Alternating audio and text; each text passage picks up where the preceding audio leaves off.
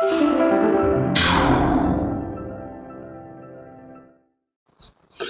हिंद दोस्तों, स्वागत है आपका अपने YouTube channel paramilitary news Hindi में। दोस्तों, क्या आप जानते हैं कि देश की आंतरिक सुरक्षा संभालने वाले हमारे केंद्र अर्धसैनिक बल के हजारों पद खाली पड़े हैं।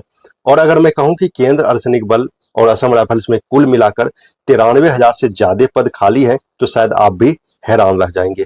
यह जानकारी कोई अफवाह नहीं है, बल्कि केंद्र सरकार ने खुद संसद में दी है।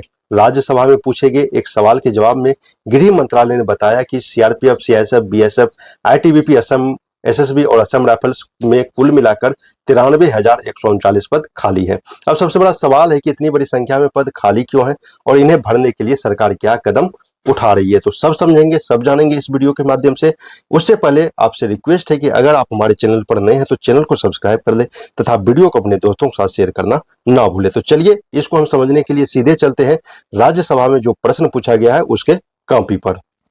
तो जैसा कि आपको स्क्रीन पर दिख रहा होगा, government of India, ministry of home affairs, Rajya Sabha का ये क्वेश्चन नंबर है 2156 और यहाँ पर वैकेंसी इन सीएपीएफ यानी केंद्र अर्धसैनिक बलों में रिक्तियों के बारे में पूछा गया है।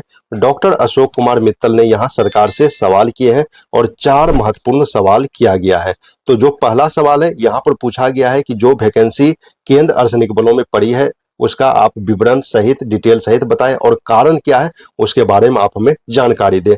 और जो वैकेंसी बनी पड़ी है केंद्र अर्धसैनिक बलों पर उसका जवानों के ड्यूटी के ऊपर क्या असर पड़ता है, चाहे वो इंटरनल सिक्योरिटी हो, डिजास्टर रिस्पांस कैपेबिलिटी हो, इन सबों पर इसका क्या प्रतिकूल असर पड़ता है, आप उसके बारे में बताएं। साथ ही साथ तीसरा सवाल जो किया गया है कि सरकार रिक्रूटमेंट को लेकर क्या प्रोसेस कर रही है, क्या रिक्रूटमेंट का प्रोसेस है, क्यों इतने पद खाली पड़े हैं, उसके बारे में आप हमें जानकारी दीजिए। और लास्ट में यहाँ पर बताया जा रहा है कि क्या टाइमलाइन है आपका मैन पावर का जो शॉर्टेज हो रखा है इंटरनल सिक्योरिटी फोर्स में, उसके लिए आपने क्या टाइमलाइन सेट किया है। तो 4 यहाँ पर महत्वपूर्ण सवाल सीधे सरकार से किया गया है। यहाँ जो सरकार की ओर से जवाब दिया है देख सकते हैं, minister of state in the ministry of home affairs Shri Nityanand Rai ji के द्वारा सरकार की ओर से जवाब दिया गया। यहाँ पर बताया जा रहा है कि 1 जनवरी 2026 के अनुसार जो रिक्तियां हैं, जो वैकेंसी है केंद्र अर्धसैनिक बलों में, वो एनेक्सर ए में संलग्न किया गया है। साथ ही जो भी यहाँ फोर्स में, बल में जो भी संसाधन उपलब्ध है उसके अनुसार जो जवान जो है वो प्रोफेशनल मैनर में अपने ड्यूटी, अपने सेवा कर रहे हैं, कर्तव्यों का निर्वहन कर रहे हैं, उसमें कोई दिक्कत नहीं आ रहा है। क्या वैकेंसी है, चलिए हम एनेक्सर 1 में देखते हैं क्या कुछ वैकेंसी के बारे में यहाँ पर बताया गया। जैसा कि आपको स्क्रीन पर दिख रहा होगा, सबसे ज्यादा वैकेंसी यहाँ पर जो क्रिएट हो रखा है वो सीएसएफ में क्रिएट हो रखा है, देख सकते हैं आप 28,342। उसके बाद सीआरपीएफ में 27,400, उसके बाद बीएसएफ में 14,531, आईटीबीपी में 12,333, एसएसबी में 6,784, असम राइफल्स में 3,749, टोटल 93,139 पद यहाँ पर वैकेंट पड़े हैं, रिक्त पड़े हैं। और ये वैकेंसी होने की वजह से हमारे जवानों के ऊपर ड्यूटी पर वर्कलोड बढ़ता है। वो आप लोग खुद कमेंट में बताइएगा आप लोग पर ड्यूटी का इसका क्या असर है। छुट्टी में दिक्कत होती है और इसके कारण पारिवारिक में जो है वो तालमेल बिगड़ता है और ये जवान मानसिक तनाव में भी रहते हैं। तो सरकार को चाहिए कि जल्द से जल्द वैकेंसी को फुलफिल किया जाए। अब वैकेंसी फुलफिल करने के बारे में सरकार बोल रही है कि यह एक सतत प्रक्रिया है और यहाँ पर यूपीएससी और एसएससी के द्वारा यहाँ पर वैकेंसी को फुलफिल किया जा रहा है, रिक्ति है उसको फुलफिल किया जा रहा है। और सरकार जो है असम राइफल्स और केंद्र अर्धसैनिक बलों में रिक्तियों को भरने के लिए क्या कदम उठाया जा रहा है यहाँ पर उसके बारे में बताया गया है। यहाँ पर बोला जा रहा है कि जो भी जितने भी all central armed police force and Assam rifles to undertake recruitment against vacant post in non general duty cadre in time bound manner, जो भी समय अवधि दिया गया है उस समय अवधि के अंदर ही सभी को यहाँ पर डायरेक्शन दे दिया गया है अपनी भर्ती प्रक्रिया कंप्लीट करने के लिए। साथ ही साथ जो ईयरली रिक्रूटमेंट निकलता है कांस्टेबल जनरल ड्यूटी, वो कांस्टेबल जनरल ड्यूटी का वो भी एसएससी के साथ एमओयू साइन किया गया है, जिसमें एसएससी के द्वारा इन जवानों का भर्ती किया जाता है।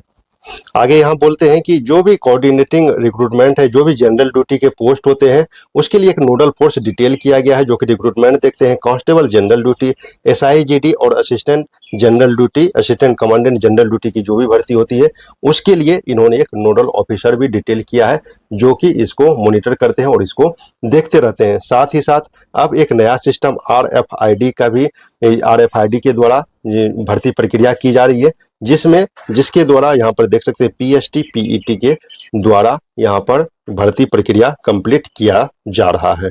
और आगे यहाँ जो पांचवा यहाँ पर देख सकते हैं, यहाँ पर बोला जा रहा है कि डिपार्टमेंट में भी डिपार्टमेंटल प्रमोशन कमिटी डीपीसी, यहाँ पर जितना भी प्रमोशनल वैकेंसी होता है उसको डीपीसी के माध्यम से कंप्लीट किया जा रहा है, प्रमोशन को फुलफिल किया जा रहा है। प्रमोशन की क्या स्थिति है आप लोग हम कमेंट में जरूर बताइएगा।